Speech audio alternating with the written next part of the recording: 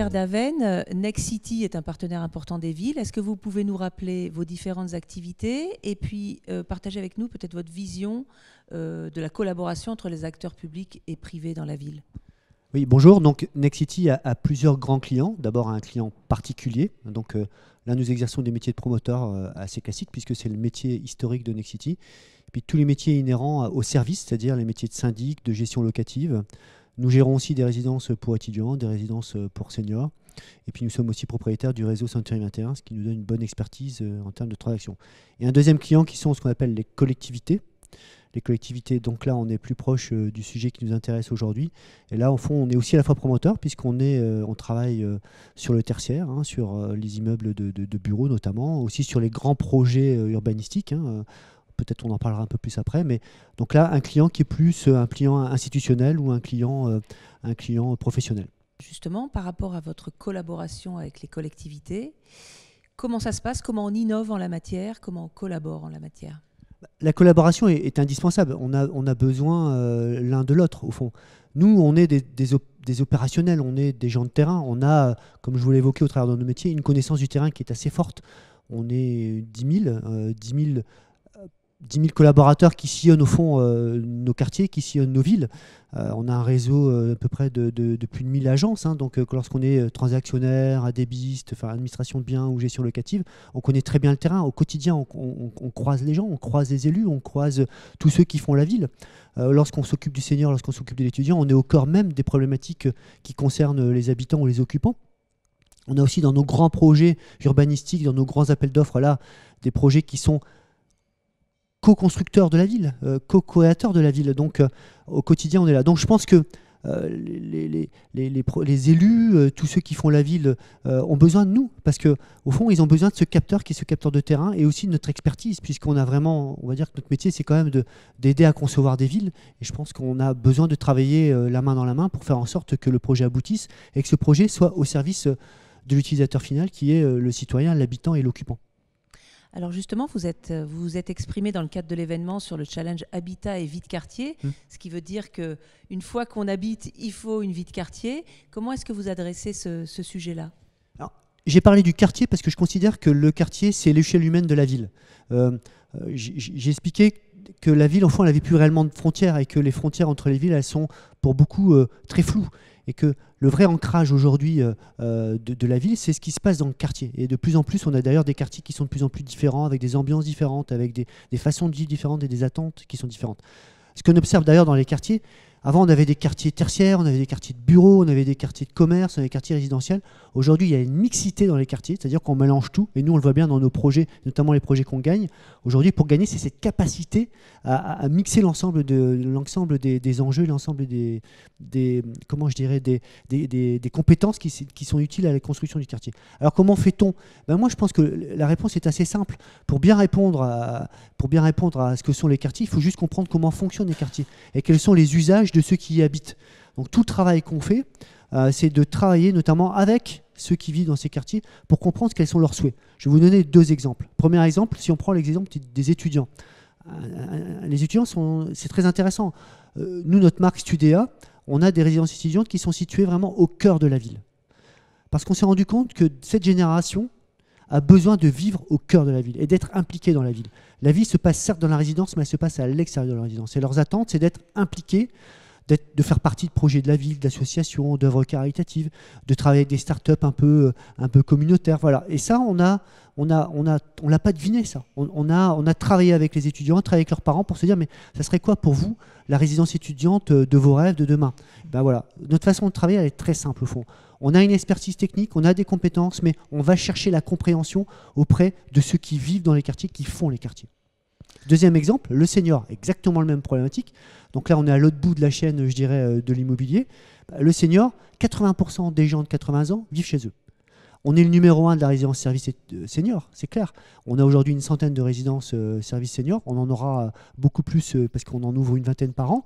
Mais on sait aussi qu'on ne répondra jamais à la problématique du bien vivre et du bien vieillir en France. Donc ce qu'on essaie de faire, c'est de faire en sorte qu'autour de nos résidences, on attire les gens qui vivent chez eux et qui ne veulent pas forcément venir dans une résidence en leur offrant des services des services de bien-être, des services de sport, des services d'université du troisième âge, des visites culturelles, des goûters, enfin voilà, pour faire en sorte que les gens qui ont malgré tout décidé de vivre chez eux ne soient pas seuls. Vous voyez, donc, pourquoi? Parce qu'on sait que ça, c'est une problématique majeure. L'isolement sur les personnes un peu âgées, l'isolement est une problématique, la solitude est une problématique. Donc on essaie de répondre à ça. Et ça, réellement, encore une fois, on est basé sur la compréhension des usages et sur la compréhension de la façon dont les gens vivent. La compréhension d'aujourd'hui, c'est une première partie.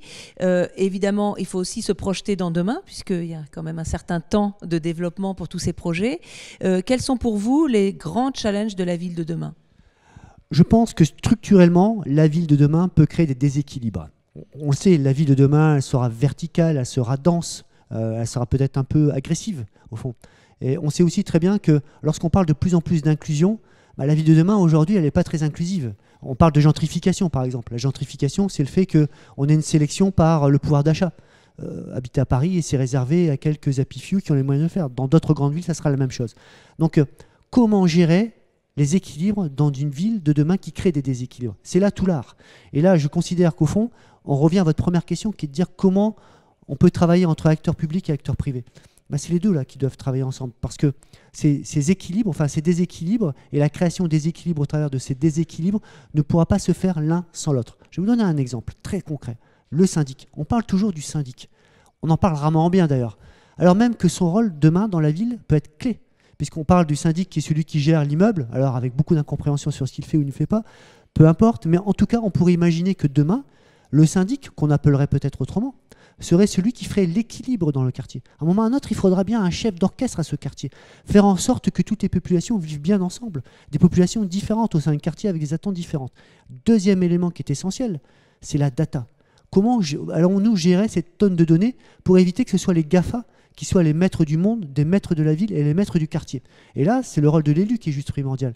Pour moi, l'élu, il doit être capable de donner du sens à ce qui se passe dans le quartier, de construire un quartier avec ses habitants, comme je l'ai dit tout à l'heure, et en s'appuyant sur la donnée, sur la connaissance qu'il a de ceux qui vivent dans les quartiers.